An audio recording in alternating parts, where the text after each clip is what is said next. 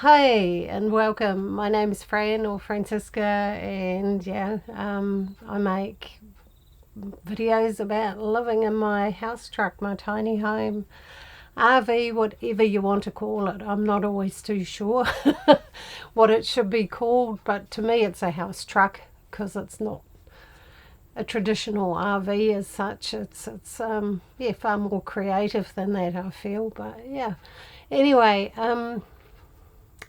Yeah, Mrs. Pussycats improved quite a bit. She's been quite balanced the last couple of days. I think I might have finally got the meds kind of to a level where they're working but not overpowering her. So her appetite's up and down still, but we'll see what happens with that. So I've got to make an appointment to get her blood tests done and to pick up more meds for her. And then we want to go down to the vintage gathering at Horopito at Smash Palace, which will be an awesome place, and I'm really excited about actually getting some footage there, and hopefully if the people who own it let me also get some nice drone footage from the place. And yeah, so that's the plan, trying to figure out how to make that work. It's only a couple of 100 k's or so down there, so it's not as far as the Woodville one, so that should work. And I'll try and get her into the vet a few days before we leave so that we can have the blood test results and stuff back hopefully before we go. So that's the plan. And then straight after that, I must buy some grease actually. It's also time again to go for a COF, so I might even try and wangle that on the way back up in Otahonga at the place that I go to.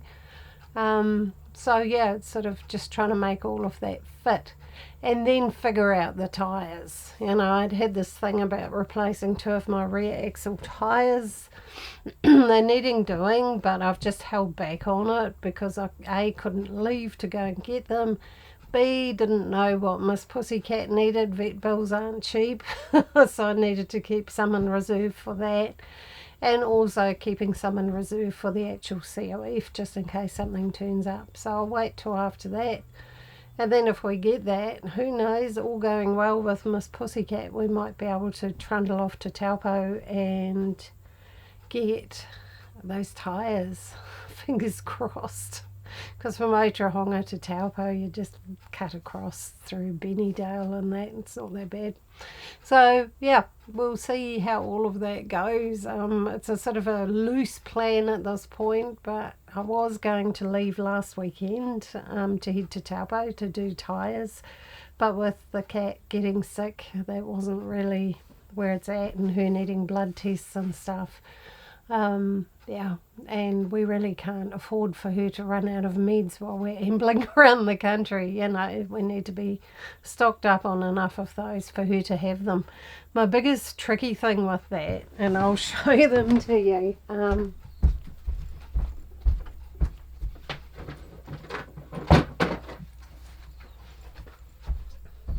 So this is what we get supplied with. You get all these little baby condoms, I call them. They're finger thingies. You put it over your finger because this medicine is quite strong, and it comes in a little syringe, and you've got to read these tiny little lines on it and put the right dose on your finger with one of those things on it, and then rub it on the inside of her ear. I definitely need my glasses to see those little lines.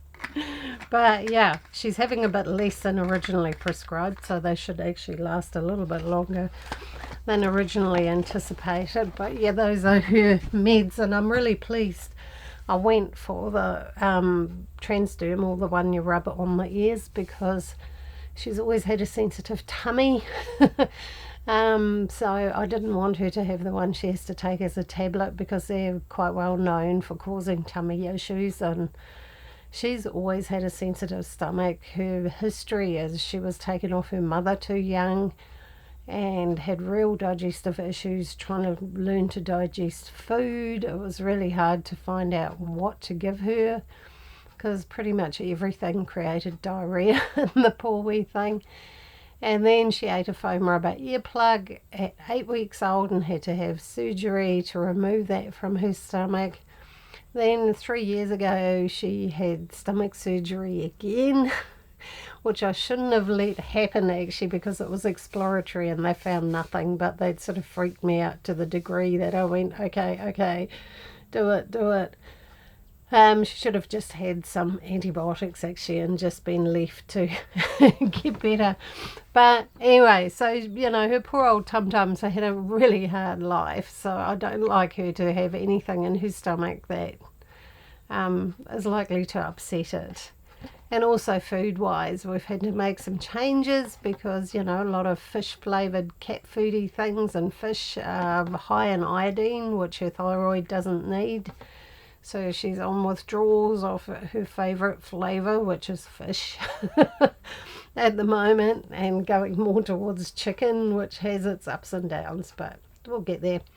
But I'm just relieved that she's feeling more like herself again. She's not just hiding under the truck all day. That was kind of really getting to me and worrying me and stressing me out. So pleased to report that she's feeling better. So yeah, I'm going to buy some grease next trip to town and do a little bit of maintenance on the truck while we're parked up here.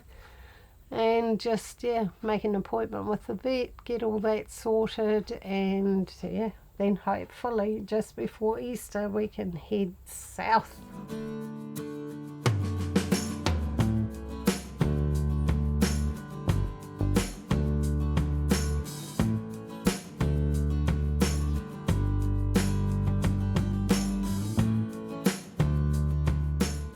Might be a little bit breezy. I've just been to the farmer's market and bought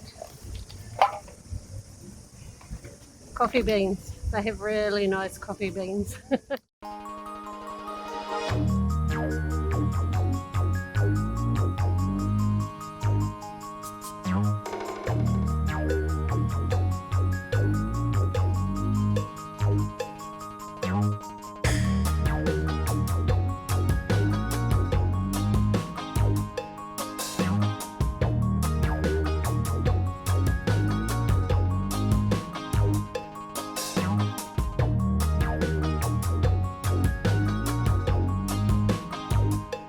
Plug in my microphone.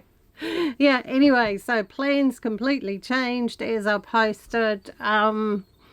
Kat's results are awesome. She's really stable, so the vets are really happy with her with that. We got the level right, and I did that more intuitively than anything, just by changing the dose and observing her, because I know what normal is for her, you know. And yeah, got it spot on, so that was pretty good. But I'm happy that she's stable at this point. Yeah, no, I haven't gone down to the vintage thing. It's this weekend, obviously. It's Easter. And I had this stomach bug from, oh, it was just unbelievable. It was really, really bad. I passed out a couple of times. I've actually got a split on the back of my head from flaking out, and just diarrhea like you wouldn't believe. I just felt so nauseous. I didn't eat for a week. Had lovely people around here who helped, you know, got me hydrating drinks and stuff, which I really, really appreciated. It was lovely because going anywhere was just not possible.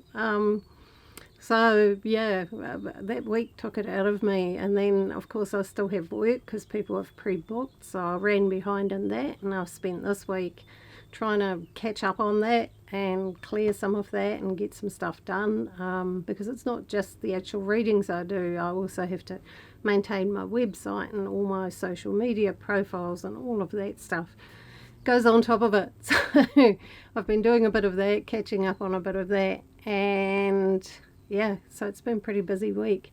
So yeah, this weekend I'm actually just going to cruise.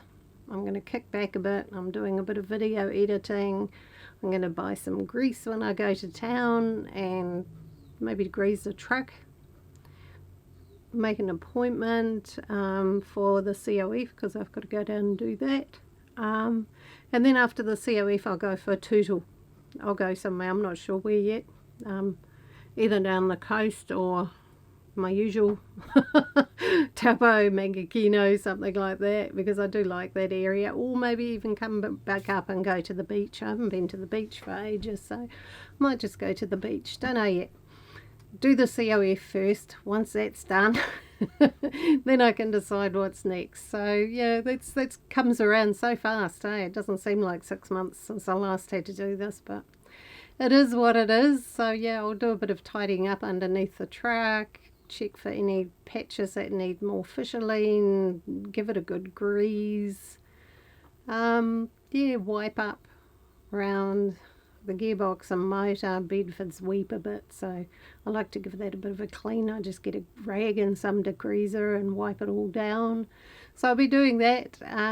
Yeah, so that's about as exciting as my weekend's going to get. Oh, and I want to fly the drone. I haven't flown the drone for like 2 weeks, because I just, even that wasn't wasn't a happening thing. So yeah, anyway, if you're at the vintage thing, yeah, I wish I was there. I'll come to the next one. Hopefully you'll have a midwinter one. That might work out a bit easier for me. It's actually funny that each one always turns out to be when my COF's due. The Labour weekend and the Easter ones are always COF time for me.